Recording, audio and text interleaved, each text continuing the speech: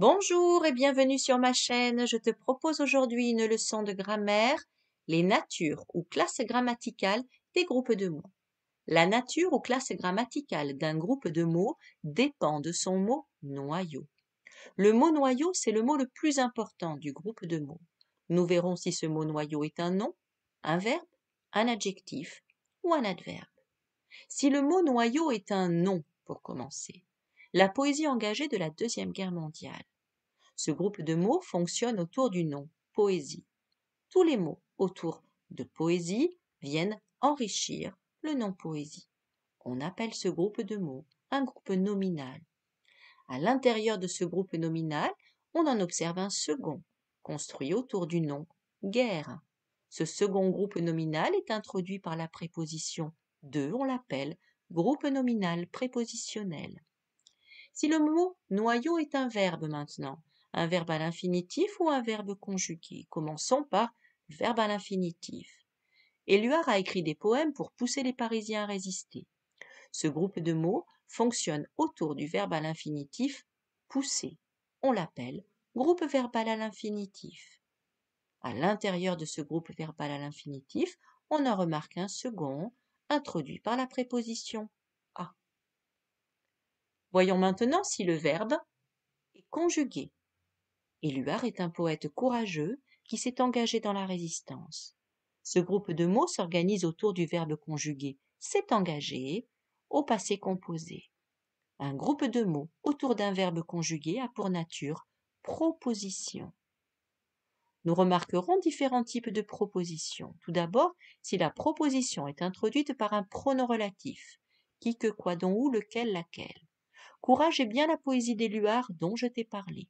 Les maquis, où se réfugiaient les résistants, étaient des zones naturelles difficiles d'accès. Jean Moulin, qui est mort en 1943, est un héros de la résistance. Dans ces trois groupes ici, on remarque un verbe conjugué, ce sont des propositions.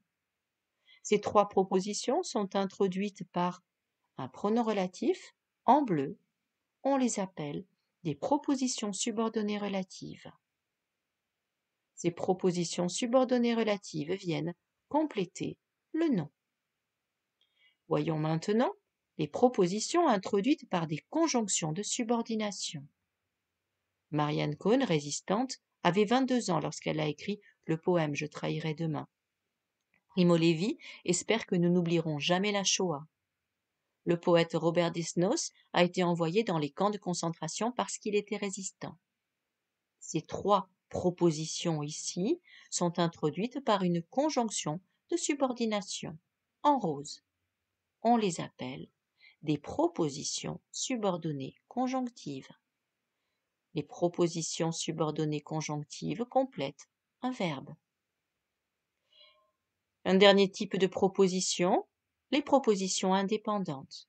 Maurice Druon et Joseph Kessel ont écrit Le chant des partisans car ils souhaitaient soutenir les résistants dans leur engagement.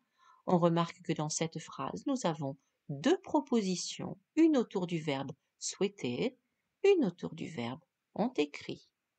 En quelque sorte, une proposition, c'est une petite phrase dans la grande phrase.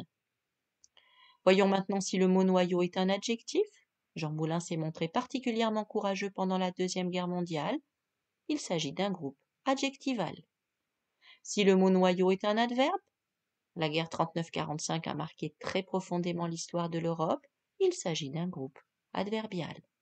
Ce qu'il faut retenir, la nature, une classe grammaticale d'un groupe de mots, dépend du mot noyau du groupe. Si le mot noyau est un nom, le groupe de mots est un groupe nominal. Si le mot noyau est un verbe à l'infinitif, le groupe est un groupe verbal à l'infinitif. Si le mot noyau est un verbe conjugué, le groupe est une proposition. Si le mot noyau est un adjectif, le groupe est un groupe adjectival. Et si le mot noyau est un adverbe, le groupe de mots est un groupe adverbial. Voilà, j'espère que cette vidéo t'a été utile. Bon courage pour tes révisions et à bientôt.